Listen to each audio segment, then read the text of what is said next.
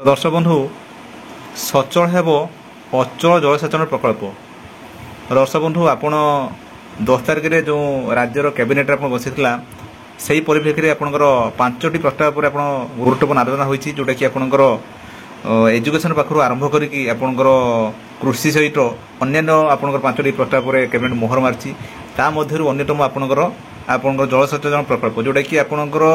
पूर्व आपंकर जो जलसेचन प्रकल्प थिला जोटा कि सेटा बंद हो जाता तेणु तापाई आप राज्य सरकार आपंकर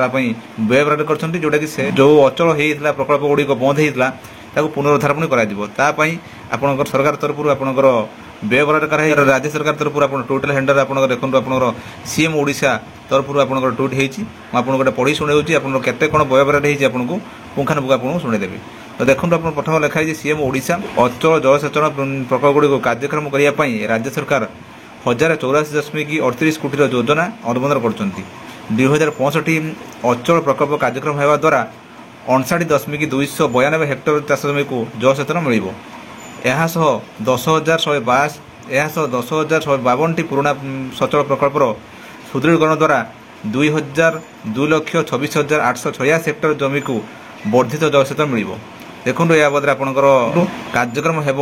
2065 अचल जलसेचन प्रकल्प कैबिनेट निष्पत्ति 10/7/2024 आपंकर 59,259 हेक्टर चाष जमी को मिल जलसेचन 10,152 पुराना सरल प्रकल्पर हेब सुदृढ़ीकरण 2,26,866 2,26,886 हेक्टर चाष जमी को मिल वर्धित जलसेचन सुविधा 5 वर्ष खर्च हो 1,084.38 कोटी टंका। तो या बदले आपण जो जलसेचन जो थिला सरकार तरफ निहाती आपंकर जदि चाष आप कर जलसेचन सुविधा ना तेने आप से चाष आपंकर कर बदले यहाँ हूँ आपण चाषी मैं गोटे खुशी खबर जे आपण सरकार गोटे बड़ घोषणा कर जो चाष जमी को आप जलसेचन सुविधा ना सेठी आप असंभव कारण वर्तमान समय जो वर्षार आपंकर अभाव देखा जाऊँगी ठीक समय वर्षा हो ना तेणु जलसेचन आवश्यक निहाती दरकार तेणु से अनुसार सरकार तरफ जो घोषणा करते यहाँ हूँ आप स्वागत योग्य पदक्षेप। दर्शक बंधु ये आपी चाषी मैं गोटे गुरुत्वपूर्ण खबर जे जलसेचन प्रकल्प सरकार गोटे बड़ घोषणा कर। दर्शक बंधु मुझे भावुरी आजिकार भिडियो बुझीपारे जदि आपने सुधा आम चैनल अच्छा कि सब्सक्राइब करूँ और आप मतामत कमेंट्स लिखुँ। दर्शक बंधु